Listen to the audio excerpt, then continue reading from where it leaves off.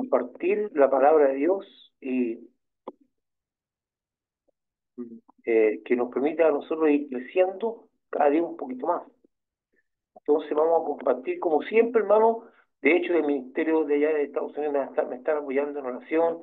El pastor Ronald también me está apoyando. También lo pongo al tanto de eso. Y acá nosotros tenemos el ministerio de Chile, que es Bethesda Chile, y del cual yo soy uno de los pastores a nivel de Viña y de otros lugares. Entonces, volvamos estamos en una serie que he titulado Parábolas y enseñanzas de Jesucristo.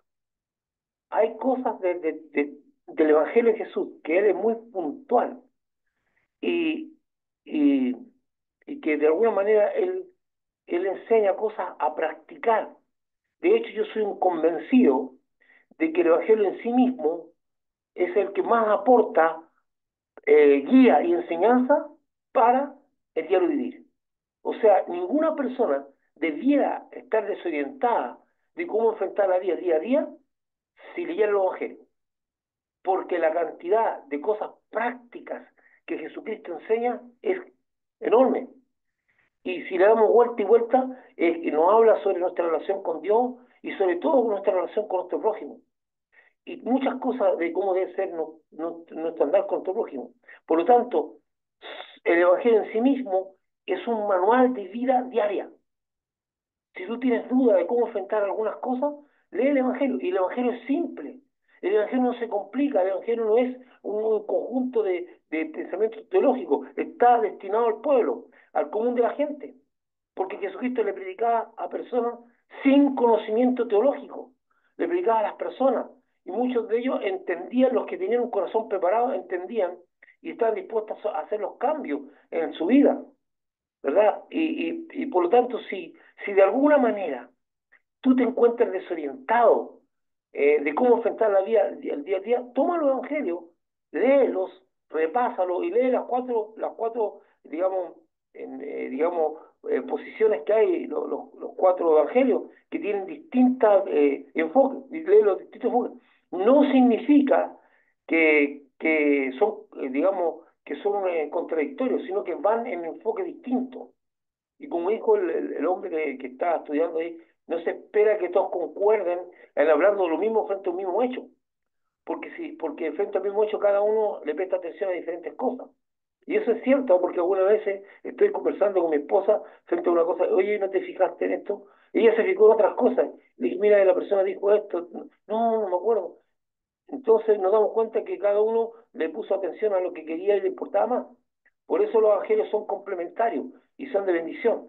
Entonces, con la idea de eso, tú puedes ser enriquecido en tu vida. O sea, si tú necesitas un manual de cortapalo para enfocar tu vida, toma los evangelios. El evangelio, lenguaje sencillo, te va a servir de forma práctica para enfrentar la vida. Ahora, quiero aclarar una cosa con respecto al título que están viendo ustedes ahí. Dice, ¿de qué espíritu soy? Esa palabra, como título yo puse espíritu con mayúsculas, pero no es con mayúsculas. Porque la palabra espíritu con mayúsculas tiene que ver con el Espíritu Santo. Y aquí no tiene solamente como para darle una condición de título, pero originalmente, como lo vamos a leer, esa palabra espíritu no está con mayúsculas. Por lo tanto, no se refiere al Espíritu Santo. Vamos adelante. Leamos un poco, entonces, Lucas 51, 9, 51 a 56. Lucas 9, 51 a 56. Aquí no he hecho ningún paralelo, no tengo paralelo, no lo estoy tomando con otra versión porque realmente no hay un aporte diferente. Entonces dice, el título que tiene esto es que Jesús reprende a Jacob y a Juan, como subtítulo puesto. Pero yo le he puesto ahí, le he puesto de qué espíritu soy. Cuando se cumplió el tiempo en que él, estaba hablando de Jesucristo, había sido recibido arriba, afirmó su rostro para ir a Jerusalén. Aquí ya hay algo que debemos. ¿Qué es afirmar el rostro? ¿Qué implica eso? Vamos a explicarlo. Y envió mensajeros delante de él, los cuales fueron a entrar a una aldea de los samaritanos para hacerle preparativos. Ahí también tenemos otra cosa. Habla de mensajeros y habla de preparativos. Más no le recibieron, porque su aspecto era como de ir a Jerusalén. Viendo esto sus discípulos Jacobo y Juan, dijeron, Señor, ¿quieres que mandemos? No le dicen, ¿Por qué no manda? Si no quieres que mandemos, que descienda fuego del cielo, como hizo Elías, y los consuma, entonces moviéndose él, Jesucristo, los reprendió, diciendo, vosotros no sabéis de qué espíritu soy. Ve que ahí está la palabra espíritu minúscula y tiene que ver con a qué motivaciones respondes, a qué cosas, por qué te mueve, dónde estás parado en tu quehacer, en tu movimiento. Porque el Hijo del Hombre no ha venido para perder las almas de los hombres, sino para salvarlas. Y se fue a otra aldea. Esto es muy importante porque nosotros ahora estamos siendo invadidos por sentimientos de ira y quisiéramos que Dios aplicara juicio sobre algunas personas que están haciendo muchas cosas malas en este país. Pero esto también nos pone en una situación de complicada. Esto, digamos, lamentablemente, es una tendencia de algunos creyentes el desear las penas del infierno o ir al juicio de Dios contra todo aquel no creyente que se burla de los creyentes y de la iglesia de Jesucristo o es un ateo activo en contra de Dios. Yo he visto gente hablando en las redes sociales y deseando que le pase cualquier cosa a un ateo que se puso pesado o a una persona que se burló de Dios y ojalá, y después, por ejemplo, te dicen que el Lennon murió y que fue el juicio de Dios por ser ateo y hablan de muchas, puede que en un momento dado Dios lo haya llamado al terreno porque Dios es el que da la vida y la muerte. Pero hay gente en algunos momentos, siendo cristiano, que estuvo mandado a buscar la salvación de las personas, prácticamente celebrando lo que le pasó a un ateo, lo que le pasó a una persona que se burla, lo que le pasó a un delincuente, un asesino despiadado, celebrando. O sea, estamos conscientes que Dios tiene la posibilidad de hacer venganza o vengar, porque la Biblia dice mía la venganza, aunque el juicio de Dios lo tiene reservado para los tiempos finales, porque ya de ahí no habrá ni una posibilidad. Pero no es el propósito de Dios que nosotros hagamos fiesta y deseemos la pena del infierno contra aquellas personas que son ateas, que son burladores, y ojalá les pasara algo, y ojalá para que vean que Dios existe. Esos son sentimientos que no están dentro del propósito de Dios, porque ni siquiera somos capaces de mirarnos a nosotros mismos cuando andábamos descarriados. Quizás cuántas veces también fuimos burladores, tal vez no burladores activos, sino burladores pasivos. Quizás cuántas veces participamos de un chiste o de una palabra dicha de burlona contra el Evangelio, contra la iglesia, contra Dios, y quizás cuánto. O sea, no tenemos memoria de nuestro momento de no creyente, sino que nos sentimos muy favorecidos por Dios. Entonces, yo lamento esa tendencia de algunos creyentes, sobre todo en lo que ocurre en las redes sociales, ahora que tenemos más comunicación por ese medio. Pero también muchas veces digamos, participé en grupos donde había gente, por ejemplo, por decirte algo, estaba ahí convirtiendo con algunos amigos, y de repente pasaba un grupo de hermanos evangélicos, sobre todo pentecostales, cantando y predicando, y empezaban inmediatamente las burlas hacia esas personas. Y de hecho ellos estaban predicando algunas veces y estas personas tomaban las palabras de ellos y las transformaban en otra cosa para burlarse. No se lo quitaron a ellos, pero lo hacían socarronamente. Entonces, es lamentable de que existen algunos creyentes que han abandonado la misericordia y porque están molestos con el no creyente, porque este es un burlador o un ateo activo y que haga cosas contrarias, diga cosas, están deseando las penas en el infierno o que sean sometidos a pruebas duras para que se den cuenta que Dios existe. Con la aparición de las redes sociales, algunos de estos creyentes dan a conocer su visión profética de que el juicio de Dios, a través del castigo sobre su vida, familia y bienes, afectará a todos estos burladores. Y si por alguna razón ocurre algo de lo esperado, realiza una verdadera celebración de confirmación de su juicio. ¿Viste lo que dije yo? Mira, a él se le pasó esto, por esto y por esto otro. Y expresan cierta felicidad, cierta... A mí me desconcierta, y eso no lo he visto solamente en eso, sino que de alguna manera también lo he visto entre creyentes también.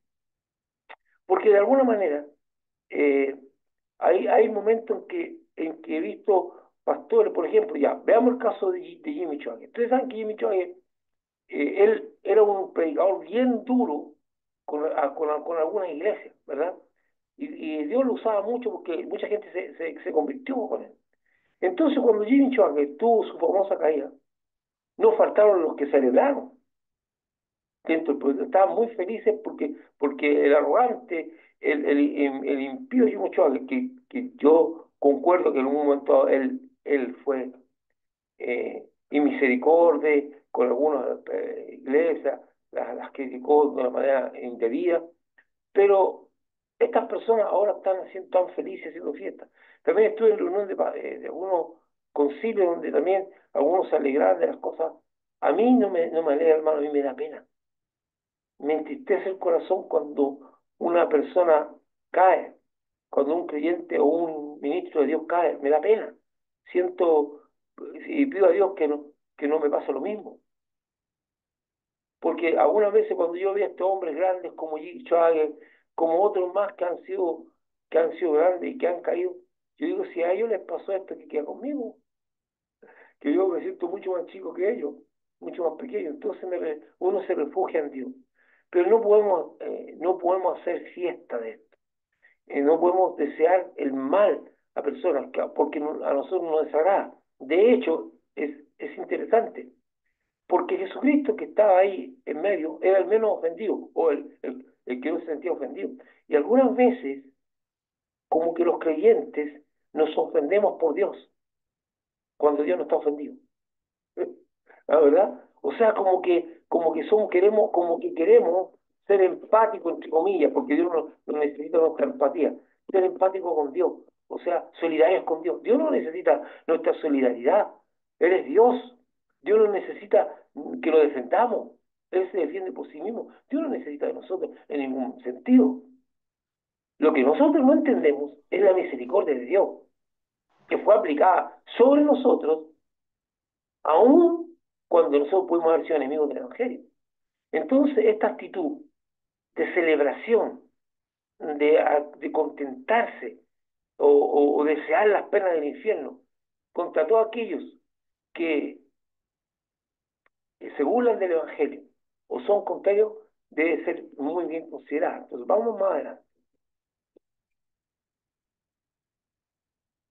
Más allá de que la Biblia enseña que la venganza la ejecuta Dios, dice que Dios, mía es la venganza, mía, de Él. Eso lo tenemos que tener bien claro.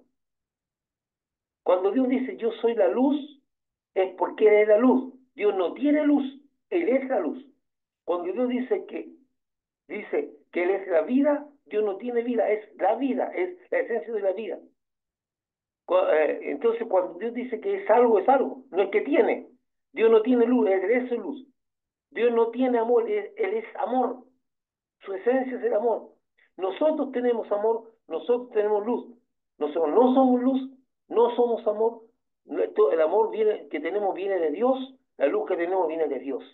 Pero Él es luz. Y cuando Dios dice que de Él es la venganza, es porque es de Él. Cualquier acto que venga fuera de Él es un acto, es un pecado. Es un pecado. Dios ejecuta la venganza cuando Él quiere y como Él quiere. No sé si me puede entender. Nosotros no ejecutamos actos de venganza, no nos corresponde a nosotros, por mucho mal que nos hayan hecho, porque es Él. Ahora, ¿cómo la va a ejecutar Él? Él sabrá, porque Él sabrá combinar la misericordia con la retribución de una manera sabia que solamente lo hace Dios, porque aun cuando Él quiera ejecutar venganza, aún así Él va a seguir buscando bendecir y salvar al pecado. Muchas veces Dios hace actos de retribución que no tenemos idea cómo lo hace, porque Dios no está haciendo juicio, sino retribución. Dios aquel que hace mal le retribuye lo que hizo, porque no está esperando condenar al que está pecando, pero sí muchas veces Dios aplica lo que se llama la ley de la siembra y la cosecha. Esto sembraste, bueno, eso vas a cosechar. Más allá de que la Biblia enseña que la venganza la ejecuta Dios, también la Biblia enseña que la voluntad de Dios es que nadie se pierda. Dice en 1 Timoteo 2, 3 al 4, porque esto es bueno y agradable delante de Dios, nuestro Salvador, el cual quiere que todos los hombres sean salvos y vengan al conocimiento de la verdad. Eso es lo que está en el corazón de Dios. Y nosotros no podemos ir contra esto, porque si usted abriga sentimientos destructivos contra aquel, y que ojalá se los consumiera el fuego, contra todos aquellos que son burladores de Dios, contra todos aquellos que son enemigos de Dios, contra todos aquellos que van contra Dios, usted está cometiendo un pecado. Usted no puede desear la perdición de las personas, ni que se destruya, porque dice que Dios quiere, que Dios tiene en su voluntad y que es agradable para Él que todos los hombres sean salvos. Dice que Él quiere y que todos vengan al conocimiento de la verdad. Ahora, ¿todos los hombres van a ser salvos? No, pero nosotros tenemos que querer lo que Dios quiere. Y ahí empieza el concepto de santidad una vez más. Una persona no es santo porque moralmente tiene una vida eh, sin problemas, sin pecados morales o evita, no, porque nosotros asociamos la santidad a una vida moralmente correcta. Una persona dice, una persona puede tener una vida moralmente correcta, pero no ser santo. ¿Por qué? Porque nosotros asociamos la santidad con la moralidad. De hecho, la Biblia dice que debemos ser santos como Dios es santo, porque Él es santo. ¿Pero qué conflicto moral tiene Dios? ¿Acaso Dios tiene un conflicto moral de ser adúltero, de ser mentiroso? No, Dios no tiene conflictos morales, por lo tanto la santidad no es una cuestión moral, eso es pureza. Dios dice que debemos ser santos y puros, y lo que tiene que ver con la moral es pureza. Entonces, ¿qué es lo que es santidad? ¿Cuándo usted es santo? Cuando usted es santo en la medida que usted ama lo que Dios ama y aborrece lo que Dios aborrece, eso es santidad. Amar lo que Dios ama y aborrecer lo que Dios aborrece. Entonces, aquí dice que dice, porque es bueno y agradable ante Él, que Él quiere, y nosotros también tenemos que ver lo mismo, que todos los hombres sean salvos. Como Él quiere que todos los hombres sean salvos, nosotros también tenemos que querer lo mismo. Por eso somos santos, porque amamos lo que Dios ama y aborrecemos lo que Dios aborrece. Por eso, frente a ciertas cosas, como por ejemplo, y una vez más pongo ese ejemplo, la vida de los huérfanos. De alguna manera, el corazón de Dios está muy, muy comprometido con la vida de los huérfanos. De hecho, en el Antiguo Testamento hay leyes donde hay protección a la vida y a los huérfanos. Y cuando vamos al Nuevo Testamento, Pablo hace una exhortación clara de cómo debe ser nuestra actitud frente a la vida de los huérfanos, que es la voluntad de Dios. O sea, en el corazón de Dios siempre ha estado. Ahora, si Dios ama a Dios, si tú no amas de tal manera la vida de los huérfanos como la ama Dios, entonces tú no eres santo. ¿Por qué? Porque no eres santo, porque si no amas, a lo mejor no te importa nada, ni te interesa nada. Y no, no, pero de la Biblia dice que nosotros debemos amar lo que Dios ama y aborrecer lo que Dios aborrece. Hay cosas que Dios aborrece que tú no puedes comprometerte con esas cosas, ni puedes estar simpatizando con esas cosas, ¿verdad? Y hay una serie de cosas que de hecho Dios le reclama a los reyes. Tú no puedes estar, Dios dice que Dios no quiere que tú hagas amistad con el inicuo, ni participes. Tú no puedes, Dios dice que eso lo aborrece Dios y tú también tienes que aborrecerlo. Porque la santidad es amar lo que Dios ama y aborrecer lo que Dios aborrece. Yo me alineo con Dios, amando lo que Él ama y aborreciendo lo que Dios. Y si vamos a la parte moral, eso es pureza. Por eso la Biblia dice que debemos ser santos y puros. Y el I es un sumativo. Entonces, pero la gente asocia la santidad con cuestiones morales, aunque no ame lo que Dios ama y aunque no aborrezca lo que Dios aborrece. Hay gente que se siente muy santa porque no tiene mayores problemas morales. Eso, te felicito, eso es pureza. Pero a lo mejor no eres santo, porque debes amar lo que Dios ama y aborrecer lo que Dios aborrece. Entonces, una de las cosas que ahora vamos a aprender es que Dios quiere que todos los hombres sean salvos. Es lo mismo que tienes que querer tú.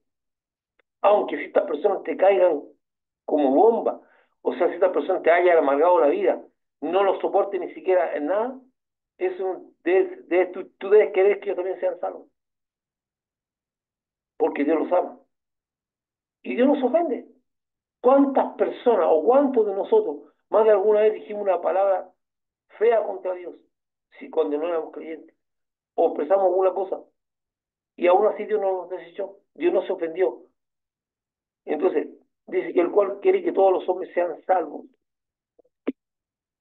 Lucas, vamos a ver ahora, ir dando más fino. Dice, Lucas 51, dice, cuando se cumplió el tiempo en que él había de ser recibido arriba, afirmó su rostro para ir a Jerusalén, dice, y envió mensajeros delante de él, los cuales fueron y entraron en una aldea de los samaritanos para hacerle preparativo. Mas él no le recibieron porque su aspecto era como de ir a Jerusalén. Cuando una persona sabe que en un futuro próximo debe enfrentar una situación difícil de resolver, le sobrevienen los temores e inseguridades que le hacen dudar sobre su capacidad de enfrentar la situación. Tengo que ir a tal parte, no quiero ir. Tengo que hablar con tal persona, no quiero hablar porque no quiero enfrentar esa pelea o la actitud de esa persona. Entonces hay cosas que quisiéramos evitar.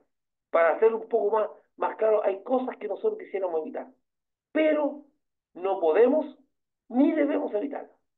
Tenemos que enfrentarlas. Nos gusta o no, tenemos que enfrentarlas. Entonces, cuando el texto dice que afirmó su rostro para ir a Jerusalén, significa que Jesucristo se hizo de valor, se llenó de determinación, se deshizo de dudas para poder enfrentar el destino que le espera en Jerusalén. Entonces muchas veces nosotros frente a situaciones también debemos afirmar nuestro rostro. Significa armarnos de valor, significa sacarnos a dudas y enfrentar las situaciones. Jesús nos da un ejemplo, dice que él, rumbo a Jerusalén, cuando ya sabía lo que se le venía encima, porque Jesús era consciente de lo que le iba a pasar en Jerusalén, algo muy tormentoso, muy triste, muy difícil de ver. Él afirmó su rostro para enfrentar, debo ir, debo estar allá, no quiero, no me gustaría, sé lo que me espera allá, sé cómo me van a tratar, pero dice que afirmó su rostro. Esa expresión, afirmó su rostro, es una expresión que significa uno se arma de valor, de determinación. Y a todo esto, en qué basó su valor, su determinación y deshacerse de la duda? En su comunión con Dios. Porque Dios nos da la fuerza que nosotros no tenemos, pero Dios no nos da la determinación. Dios apoya y nos da la fuerza, pero la determinación la tenemos que tomar nosotros.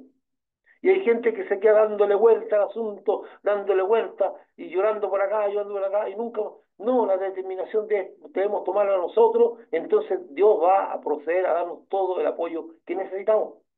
Porque Dios no fuerza voluntades, no fuerza voluntades. Dios no te va a forzar a hacer algo que Dios te invita a andar en sus caminos y te apoya cuando tú tomas decisiones que corresponde y te da la fuerza, pero no hace. Por eso, escucha esto, por eso no existe ofrenda más grande que tú puedes ofrecer. No es un cordero en el altar, no es una gran cantidad de dinero, nada de eso es una ofrenda, porque todas esas cosas son de Dios, tanto las cosas que dan en esta tierra, que crees tú que te pertenecen y que tú se las ofreces a Dios, aún tu diezmo, para los que son diezmadores, aún tu ofrenda, ya sea que esto sea de dinero o que sea de especies, o aún cuando lo que tú hagas para Dios, nada de eso le pertenece a ti, te pertenece, todo le pertenece a Dios. ¿Qué es la única cosa que Dios no tomó para sí y que te pertenece a ti? Tu voluntad. Por lo tanto, la ofrenda más grande que tú le puedes dar es poner tu voluntad a los pies de Dios en el altar. Es lo más grande que tú le puedes dar en ofrenda a Dios. Señor, yo someto mi voluntad a tu voluntad. Lamentablemente, los cristianos, entre todos nosotros muchas veces lo hemos hecho, llevamos la ofrenda de nuestra voluntad al altar y de vez en cuando la vamos y la tomamos de nuevo. Y la tomamos para nosotros. O sea, la ofrenda más grande que tú le puedes dar es presentar tu voluntad y decirle, Señor, ya ofrendo mi voluntad y mi voluntad va a ser tu voluntad. Pero Dios no fuerza voluntades. Dios quiere que tú ofrezcas tu voluntad a sus pies, que tú lo ofrendas, que tú andes. Entonces, la determinación o el deseo de ir a un lado y como dice, que afirmar tu rostro para tomar decisiones o para enfrentar situaciones, Dios no te va a forzar a que tú determines hacer algo, pero si cuentas con el apoyo de Dios, con la bendición de Dios, cuando tú determinas afirmar tu rostro y enfrentar situaciones en las cuales Dios quiere que tú las enfrentes. Muchas veces tenemos que conversar con personas, situaciones delicadas y que le hacemos el quite, le sacamos el cuerpo. Tenemos que hacer algo que sabemos que nos va a costar, es algo que es difícil enfrentar. Tenemos que afirmar el rostro cuando sabemos que es la voluntad de Dios que tenemos que enfrentar estas cosas, que Dios quiere que las hagamos, ¿verdad? Y muchas veces posponemos pensando que el tiempo va a resolver los problemas. Amado, el tiempo no borra el pecado de la sangre de Cristo. El tiempo adormece nuestras mentes. Puede que nos olvidemos, pero el problema no está resuelto. Hay que resolverlo. Así que muchas veces debemos afirmar nuestro rostro para enfrentar las cosas. Ahora, tú no sabes cómo enfrentarlas. La Biblia dice claramente que si alguno tiene falta de sabiduría, pídale a Dios, el cual da abundantemente y sin reproche. O sea, en Dios tienes un almacén, un manantial de recursos que Él está dispuesto a entregarte. Si eres un hombre, una mujer humilde y reconoces que no eres capaz de, Dios te va a proveer en tu incapacidad. Por eso dice el apóstol Pablo que dice que Él se goza o Él se perfecciona en nuestra debilidad. Porque reconocemos, no sé cómo enfrentar esta situación. Y oramos al Señor para que nos guíe, pero debemos afirmar nuestro rostro para enfrentarla. O sea, de igual manera dice, de igual modo, nosotros debemos de aprender a afirmar nuestro rostro para enfrentar situaciones adversas e ineludibles. O sea, Jesús enfrenta, cuando la Biblia dice que afirmó su rostro, a eso apunta, a tomar una decisión, a armarse de valor, a deshacerse de las dudas y ir eh, tomar una determinación. Jesucristo envía una delegación hacia una ciudad samaritana, donde deben de advertir de su presencia, porque son mensajeros. El mensajero no dice que comisionó a alguien. Por ejemplo, cuando mandó a Jesús a desatar el burro y todo eso, no mandó mensajero, sino comisionó. Aquí dice que mandó un mensajero, por lo tanto, al ser mensajero, tenían dos cosas: advertir de la presencia del Señor y de encontrar alojamiento que le permitiera pasar la noche. Sin embargo, estos samaritanos no lo reciben, porque rechazan la idea de que Jerusalén sea el centro de la adoración a Dios, donde los judíos no les permitían ser parte de esa adoración. Entonces, hay un conflicto. Los samaritanos tenían un lugar de adoración y los judíos tenían otro.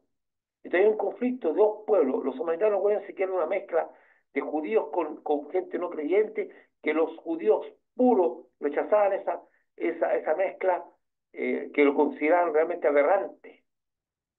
Pero en ese ambiente se desarrollaron también personas de fe con respecto a Dios, aún en su ignorancia.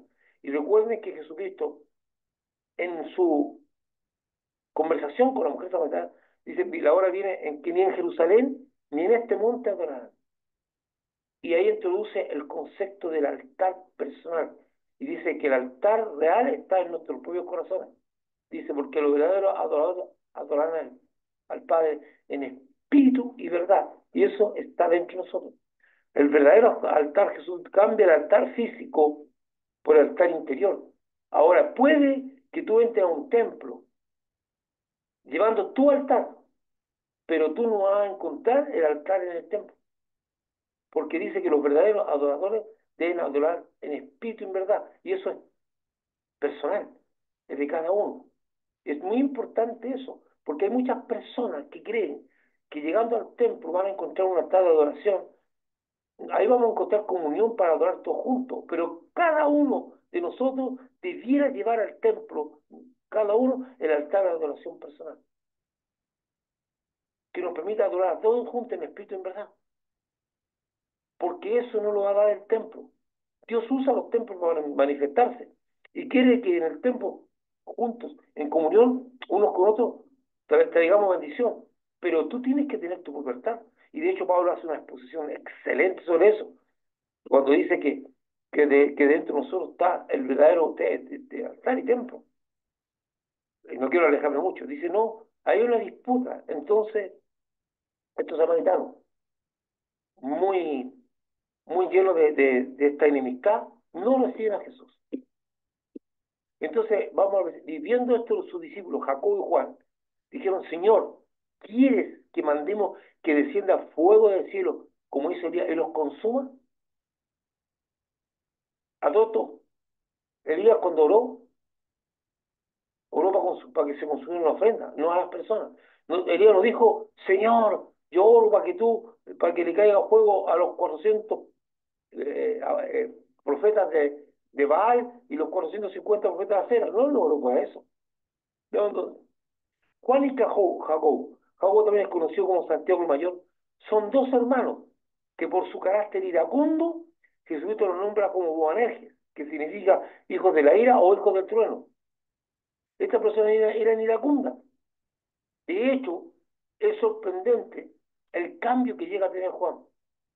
Para San Juan es uno de los apóstoles del amor. Él habla mucho del amor porque inicialmente, y eso es importante, hermano, que genera esperanza. Si usted es una persona que mira su vida con muchas debilidades y dice, pucha, mira el cambio que Dios hizo y el Evangelio hizo en un hombre como Juan, un hombre iracundo, de difícil carácter, difícil, que en ese instante, y no es la primera vez, que sale con cuestiones de vida, eh, ¿quién iba a pensar que un hombre tan iracundo, que el Señor lo llama Boanerges, junto con su mano, se iba a transformar en un hombre con tanto amor, que sus epístolas son tan duras, pero hablan mucho del amor. Dios transformó a Juan de una persona iracunda a una persona apacible y llena del carácter del Señor. Entonces, si Dios hizo eso con Juan, lo puede hacer con cualquiera de nosotros en cualquier área. Pero ¿qué hizo Juan? Caminó con Jesús, se empapó de Cristo. Y es lo que yo le decía, si usted quiere saber cómo andar el día a día, tome el Evangelio. Es un manual que le va a enseñar a usted a andar el día a día. Y Juan fue transformado minuto a minuto, tiempo a tiempo en su unión con Dios, tanto presencial en su unión con Jesucristo, tanto cuando anduvo con Él, como lo que hizo el Espíritu Santo después con Él. O sea, Dios cambia nuestras vidas y cambia nuestro carácter en la medida que nosotros queramos. Entonces, lo primero que es que ante el rechazo de los samaritanos de recibir, dar alojamiento a su maestro, al que ellos ya consideran como el Salvador del mundo, y del cual han visto la manifestación de prodigios y milagros de una magnitud nunca antes vista, los han condenado. O sea, como rechazaron, ellos ya condenaron a los samaritanos. Están muy enojados por la ofensa que han hecho a su maestro. Sin embargo, Jesucristo no manifiesta ofensa, que está ofendido, pero ellos están ofendidos. Miren, en la iglesia existen muchos cruzados que quieren liberar la Tierra Santa de los musulmanes. Es una forma de decirlo, ¿verdad? Mucha gente que siente que debe hacer algo por Dios y establecer a la fuerza el reino de Dios o establecer a la fuerza. Hay mucha gente que son cruzados, que sienten que deben defender a Dios, que deben hacer, que cuando alguien dice algo contra Dios, deben morir estos herejes. Y eso ha pasado por años, donde el diablo, que es un enemigo de Dios, ha usado a gente confundida, que dice ser creyente, que nunca realmente ha tenido una conversión a Jesucristo, sino a una religión, realmente han pretendido ser defensores de Dios. Ahí usted tiene la Inquisición, y el Santo Oficio, como le llaman, y tiene otras cosas más, de persecución. ¿Por qué? Porque esta gente se siente que Dios necesita ayuda para guardar la pureza. Y quizás cuánto actualmente están pensando que deben hacer algo para que Dios sea glorificado y sea respetado. Dios no necesita de usted ni de mí. Dios no está confundido. Dios no ha perdido el control de este mundo. Las cosas se están haciendo conforme a Él lo ha determinado. ¿Qué nos corresponde a nosotros en medio de toda esta confusión? Hacer lecturas, leer qué es lo que Dios está haciendo y cómo nos unimos a Él. Aunque para nosotros, nuestra alma y nuestro corazón sea difícil de soportar ciertas cosas que están ocurriendo. Y si tenemos que hacer un aporte, nuestro aporte sea en función de lo que hemos aprendido del Señor. O sea, tampoco vamos a ser ciudadanos indiferentes, tampoco vamos a celebrar la delincuencia, sí, pero sí vamos a tratar de que se obre en la justicia como corresponde a Dios, pero no vamos a desear la muerte de nadie, ni en la perdición de nadie. Dios sabrá, a todo esto, la Biblia dice que la maldad va a aumentar. Entonces, estos dos hermanos han condenado a estos samaritanos al fuego del infierno, porque se sienten mayores, además porque sienten un tremendo desprecio por ellos. Estos dos hermanos, en su razonamiento, han realizado juicio contra estos samaritanos y los han condenado a ser destruidos por fuego que descienda del cielo y los consuma, haciendo alusión a Elías, que en su desafío a los profetas de Baal y de Acera, oró a Dios y descendió fuego del cielo que consumió el holocausto. No consumió a los profetas, sino el holocausto. Entonces ellos dicen, bueno, tal vez, lo más cerca de lo que ellos pretendían era Sodoma y Gomorra, pero ellos están diciendo, ¿quieres que hagamos eso? ¿Por qué? De hecho, usted se recuerda que Elías haya mandado que descienda fuego del cielo. No, Elías oró a Dios para que hiciera descender fuego del cielo. No tomó una autoridad que no le correspondía y Dios lo respaldó. Ojo, que aquí Dios lo respaldó, pero Dios nunca, si usted lee la Biblia, nunca le ordenó a Elías que hiciera esa prueba, que pusiera a prueba a los profetas de Baal y que delante del pueblo de Dios. No, eso era algo que tenía Elías en el corazón y Dios lo respaldó. Lo único que Dios le dijo a Elías, quisiera que fuera a decirle a Acab que iba a llover y nada más. Sin embargo, Elías era un profeta muy comprometido con el Señor. Y él quería que este pueblo ambivalente, porque tenía ambivalencia, por un lado adoraba a Dios y por otro lado a Baal, tomara una decisión. Por eso dice, ¿hasta cuándo claudicaré entre dos dioses? Entonces, él hace esa prueba y Dios lo respalda, pero no porque Dios le ordenó a Elías que hiciera eso. Pero como fue algo muy propio de Elías, muy de él, sufre las consecuencias de haber hecho algo que Dios no le mandó y que Dios lo respaldó. ¿Cuál es la consecuencia? Que él esperaba, alejando un poquito del tema, que él esperaba que, consecuencia de ese tremendo milagro y que Dios hizo y que la gente terminó diciendo, porque los profetas de Baal y Acera, aun cuando derragaron su cuerpo y vestidura, no pudieron hacer descender fuego del cielo. Pero Elías lo hizo, entonces el pueblo tuvo una reacción a favor de Dios y empezaron a gritar que Dios, que Jehová era realmente el verdadero Dios. Pero no estuvieron dispuestos a cambiar, aún viendo ese milagro, no estuvieron dispuestos a dejar sus costumbres idólatras. Entonces, Elías pensaba que después de eso que había ocurrido, toda la gente se volvería a Dios. Pero sin embargo, cuando llega a Samaria, ¿qué se encuentra? Solamente una mujer que ha puesto preso a su vida, pero el pueblo sigue siendo igual. Entonces eso lo lleva a la depresión. Cuando nosotros nos hacemos falsas expectativas, la consecuencia es que nos vamos a deprimir, porque las falsas expectativas no se cumplen. Aun cuando esto fue grandioso lo que ocurrió con Elías, Dios nunca le dijo que eso iba a ocurrir. Entonces él se hizo una falsa expectativa, creyendo que después del milagro del fuego iba a haber un cambio en el pueblo, cosa que no ocurrió. Bueno, entonces ellos están diciendo a las teorías, vamos a hacer descender el fuego. Lo segundo, lo primero, entonces lo primero que teníamos que vimos, lo primero es que ante el rechazo, el alojamiento eh, dice a su maestro, al que ellos consideran como el Salvador del mundo y del cual han visto la manifestación de prodigios y milagros, ellos entran en una condenación. Lo primero es condenar. Y lo segundo es una actitud que he visto en muchos creyentes, que en el ejercicio de su ministerio Dios los ha usado como un canal para manifestar prodigios y milagros, y que luego creen que ellos son los gestores de dichos milagros y prodigios, y pretenden ejercer su ministerio al margen de Dios.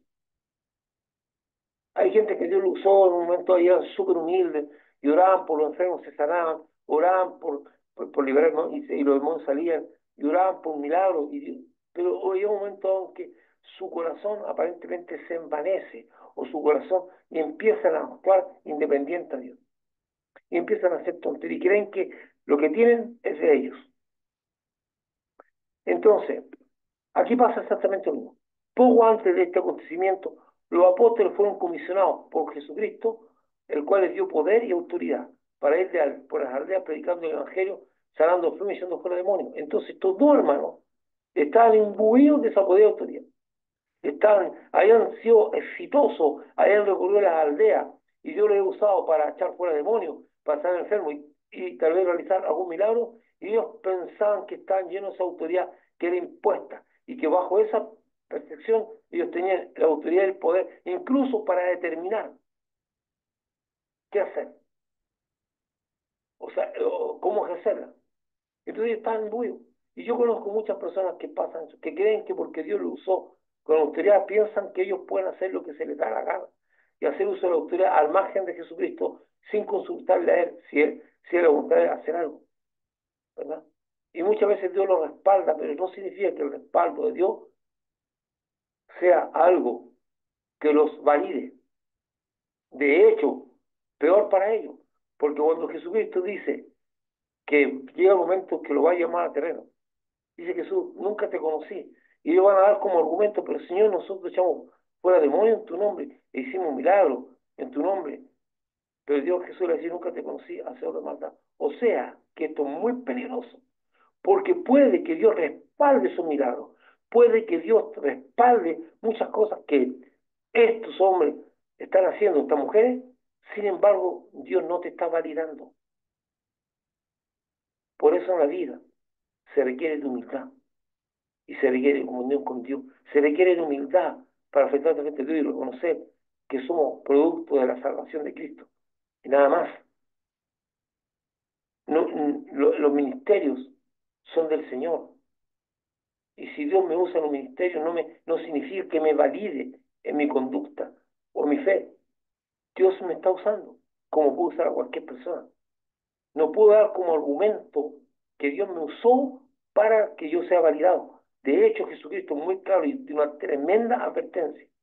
Apartado de mí, hacedor de maldad, nunca te conocí. Ah, pero Señor, tú cómo que no, si yo oré por los enfermos y se sanaron, yo oré en tu nombre, y se miraron en tu nombre, pero Jesús dice, nunca te conocí. Seamos prudentes y humildes.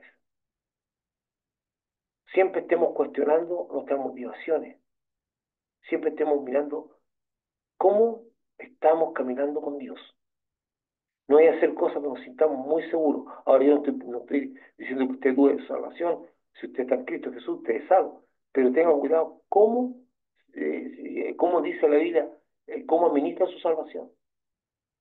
Porque esta salvación debe ser administrada, ¿eh? La Biblia habla de eso, ¿verdad? ¿Cómo administra? De hecho, algunas veces nos podemos salir de Cristo. Y solamente en Cristo hay salvación. Entonces esta persona ha sido usada con autoridad. Al parecer Jacobo y Juan, al ser usados por Dios con poder y autoridad, piensan que ellos en sí mismos tienen poder y autoridad, porque le dicen, ¿quieres que mandemos? Es perdón la expresión, pero es una patudez muy grande. Eso es una tremenda patudez. No dicen a Jesús, manda. Señor, manda aquí. Dice, ¿quieres que mandemos? Nosotros. ¿Por qué? Porque ya nosotros tenemos autoridad y poder y podemos hacerlo. ¿Quieres que mandemos que descienda fuego del cielo? Wow. Nunca debemos olvidar que el poder y la autoridad le pertenecen a Jesucristo. Y él es, y él, y él es en su, y es en su nombre y bajo su dirección que la ejercemos en nuestro ministerio. Bajo la dirección de Dios, el nombre de él. O sea, el nombre de Jesucristo tiene poder, no nosotros. Y cuando Jesús nos ha delegado una autoridad, es en su nombre y en su voluntad. Por eso el apóstol Pablo, de una manera brillante, parte su ministerio diciendo: ¿qué quieres que haga yo, Señor? Pregunta que siempre debemos hacernos todos los tiempos, todos los días. ¿Qué es lo que tú quieres que yo haga, Señor? En el día a día, en nuestro ministerio, porque Dios nos va dando distintas comisiones, porque Él mueve los hilos, Él mueve a las personas. A mí me encanta pensar en Ananías, el que, no Ananías Zafira, sino Ananías, el que oró por Pablo. Hasta me lo imagino. Me imagino a Ananías haciendo su trabajo, orando al Señor, y de repente siente la voz de Dios que le dice: tengo un trabajo para ti, Ananías. Él no andaba buscando cosas para hacer para Dios. Dios le dijo: tengo un trabajo para hacer. Quiero que tú vayas a tal lugar y ores por tal persona. Y lo explique y lo bautice. Ananías se enfrenta a un conflicto. Dice: la persona que tú me estás mandando es un enemigo tuyo, Señor. No te preocupes, ve y hazlo. Así que Ananías tuvo que afirmar su rostro para ir donde aquel hombre que tenía fama de ser perseguido. Entonces me encanta ver que es lo que digamos, nosotros ahí adorando al Señor, buscando su presencia, creciendo en su conocimiento, y de repente Dios te dice: tengo un trabajo para ti. ¿Verdad? Y ese trabajo va a durar el tiempo que Él quiera, porque constantemente a lo mejor nos va a estar usando en diferentes cosas. Y eso de caminar con Dios es lo más hermoso que hay. Porque Dios no está esperando que nosotros seamos una máquina de servir. Dios está esperando que seamos amigos de Él, que seamos adoradores, que le amemos. Y eso debe ser nuestro principal trabajo, no el servicio. Porque cualquiera puede hacer lo que nosotros hacemos. Entonces Dios nos va a mover en el servicio cuando Él quiere, no cuando nosotros queramos. Él va a decir qué trabajo tenemos que hacer y qué cosas debemos hacer.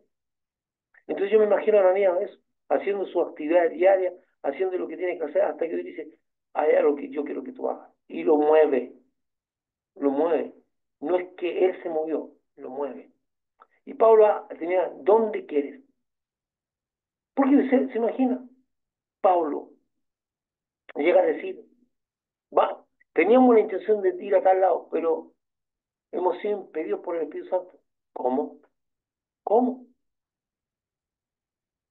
¿Cómo? O sea, muchas veces tenemos ganas, pero no se nos ha permitido ir. ¿Cómo? Porque en su unión con Dios, Él dice: yo quiero ir para allá, para ese lado, y Dios me dice: no, tú vas a ir para este otro lado. Entonces significa que Pablo somete sus deseos personales a las órdenes de Dios. Pablo dice: yo quiero ir a tal lado, y está diciendo, pero se me ha impedido, no he podido hacerlo porque hemos sido impedidos. Entonces, para allá, ¿verdad? Y el Espíritu Santo dice que Dios, y en un ejemplo espectacular, dice que Dios le dijo que tenían, que con la visión del varón macedonio, entendió que Dios quería que fueran a un lugar determinado. Entonces, eso es lo que nosotros debemos aprender, que es Dios el que nos mueve para donde Él quiere, no nosotros. Entonces, y ahora, cuando Dios nos da poder y autoridad, no es nuestro el poder, y tampoco lo podemos usar discrecionalmente, sino cuando Él nos ordena usarlo. Y lo último, dice: entonces volviéndose a Él los reprendió, diciendo: vosotros no sabéis de qué espíritu sois, porque el Hijo del Hombre no ha venido para perder las almas de los hombres, sino para salvarlas. Y se fueron a otra aldea. Jesucristo, con el propósito de corregir a Juan y a Jacobo, lo reprende. ¿Qué es lo que es una reprensión? Es decir, desaprueba sus intenciones, porque están lejos de los propósitos de Dios. Una reprensión es una desaprobación. No, eso es una reprensión. Nosotros creemos un reto como algo que no avergüenza. No, una reprensión es decir, no estoy aprobando lo que tú estás haciendo. Eso- Jesús le muestra su desaprobación, lo reprende. Cuando Jesús dice que no saben de qué espíritu son, no se refiere al Espíritu Santo, sino al origen de la motivación que los mueve en su visión y conducta. Ellos no son de un espíritu de enemistad, de un espíritu basado en la ley religiosa. Ellos no están basados ya en la ley y los mandamientos. O sea, los mandamientos sí, pero la ley de, de conductas que estaban explícitas en el Antiguo Testamento. Entonces ellos actúan como en la ley, ¿verdad? Del Antiguo Testamento, no. Dice, no son de un espíritu de enemistad, de un espíritu basado en la ley religiosa, de un espíritu de juicio y de condenación. No son de ese espíritu, pero ellos están inmersos en ese espíritu. Dice, ustedes no saben de qué espíritu son. Ustedes eligieron, con su actitud, han elegido una motivación, un espíritu religioso.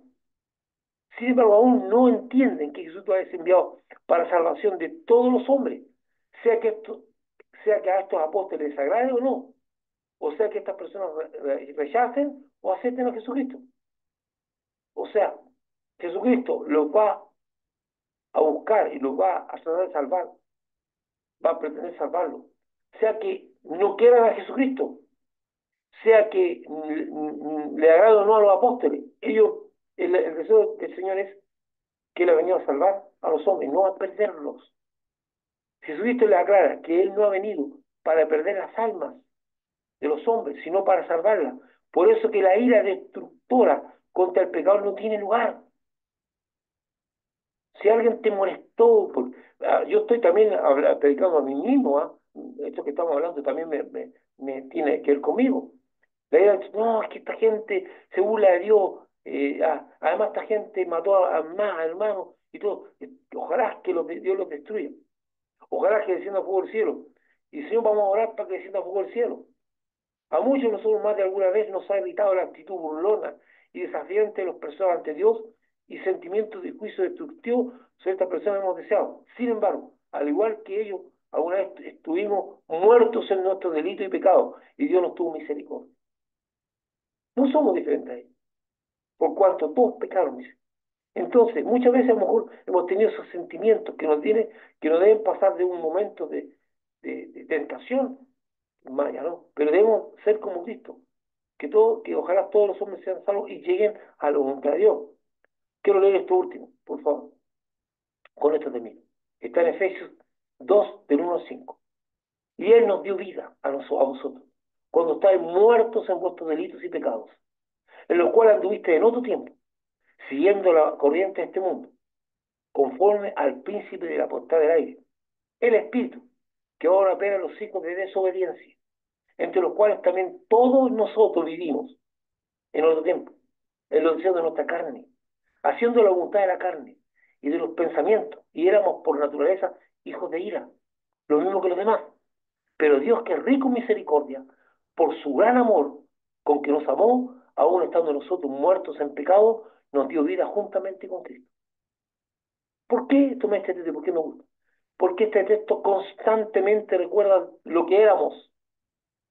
Por lo tanto, no estamos en posición de juzgar a nadie. Lo que éramos. Y lo voy a leer una más. Dice, y Él nos dio a vosotros cuando estabais muertos en delito y pecado. O sea, igual que delito y pecado, en los cuales anduviste, o sea, nuevamente hacen en otro tiempo, nosotros, siguiendo la corriente de este mundo, conforme al príncipe de la potestad, el espíritu, que ahora opera en los círculos desobedientes, entre los cuales también todos nosotros vivimos. O sea, una vez más, pero tú eras de ahí, éramos de ahí. En otro tiempo, y dice, nosotros vivimos en otro tiempo en los deseos de nuestra carne, haciendo la voluntad de la carne, eh, haciendo y de los pensamientos. Y éramos por naturaleza hijos de ira. Nosotros también generamos ira. Lo mismo que los demás. O sea, no nos diferenciamos de nada. O sea, no podemos asumir una actitud condenatoria y que la gente se vaya al infierno porque nos sentimos ofendidos. Cuando nosotros también, dice la Biblia, fuimos ofensores y fuimos partícipes de lo mismo que condenamos. No, no hagáis esto. Dice, pero Dios, que rico misericordia, por su gran amor con que nos amó, aun estando nosotros muertos en pecado, nos dio vida juntamente con Cristo. Dios quiere darle vida a toda persona. No todos lo van a aceptar, pero Él, la voluntad es que todos lleguen a su conocimiento. Entonces, tenemos que tener claro a qué espíritu pertenecemos, de qué somos del espíritu de Cristo, que quiere que todos los hombres sean salvos y lleguen al conocimiento de la verdad. No un espíritu de condenación al pecador, porque el pecador es pecador, está muerto. Si nosotros no podemos mirar como vivo al que está muerto, la persona que está sin Cristo, sin Dios, que es atado al príncipe de este mundo, es un muerto andando, no tiene vida espiritual. Por eso yo algunas veces no entiendo a los evangélicos que predican a la gente como si fueran vivos. Ellos no entienden las cosas que son del espíritu. No entienden porque están muertos espiritualmente. Dios tiene que darle vida para que puedan entender las cosas de Dios. Porque Él dice que lo espiritual se acomoda a lo espiritual. No pueden entender las cosas. De hecho, muchas veces ellos se burlan porque no entienden nada. Están muertos.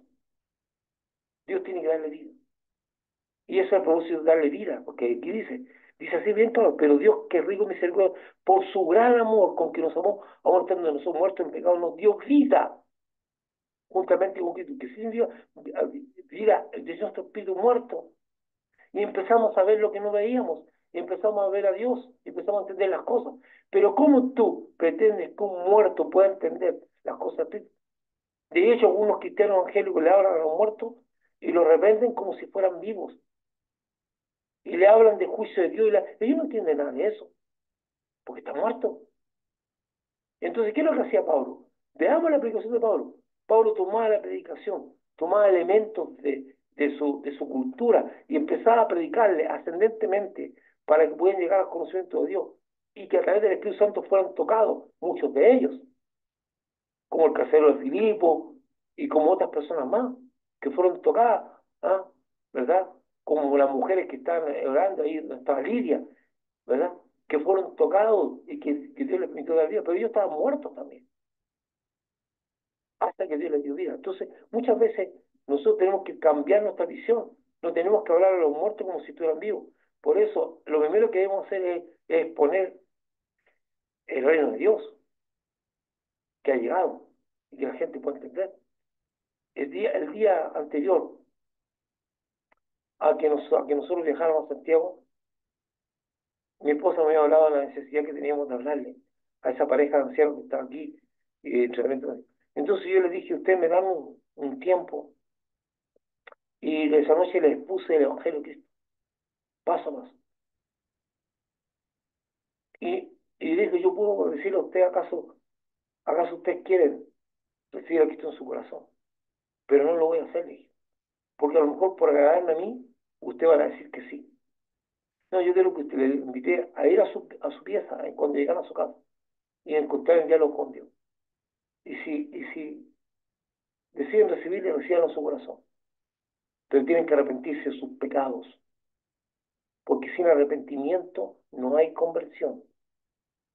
Y sin conversión no hay salvación. Entonces, algunas veces nosotros obviamos que las personas deben arrepentirse de sus pecados. Hacemos una invitación a la gente para que acepte a Cristo sin pasar por un hecho fundamental, arrepentimiento. Porque el arrepentimiento pareciera que ofende. No, hermano, sin arrepentimiento no hay conversión. La gente tiene que tener conciencia. Y el que produce convicción de pecado es el Espíritu Santo, no nosotros. Nosotros no podemos saltarnos, porque la Biblia dice que no son nacidos de carne y de sangre, sino de la voluntad de Dios. Nosotros debemos predicar el Evangelio en su integridad. La gente de arrepentidos porque el reino, arrepentimiento, las personas tienen que arrepentirse de sus pecados. Y es una cosa que tenemos que incluir en la predicación del Evangelio, que ahora no se hace. No hay arrepentimiento. Sin arrepentimiento no hay conversión. La gente que no, yo no tengo de qué arrepentirme. Si una persona cree que no tiene de qué arrepentirse, entonces no puede convertirse. Tiene que venir el Espíritu Santo a poner convicción de pecado. Mi querido hermano, voy a dejar de compartir desde este y quiero quiero que ustedes vayan analizando todas las cosas que hemos conversado. Espero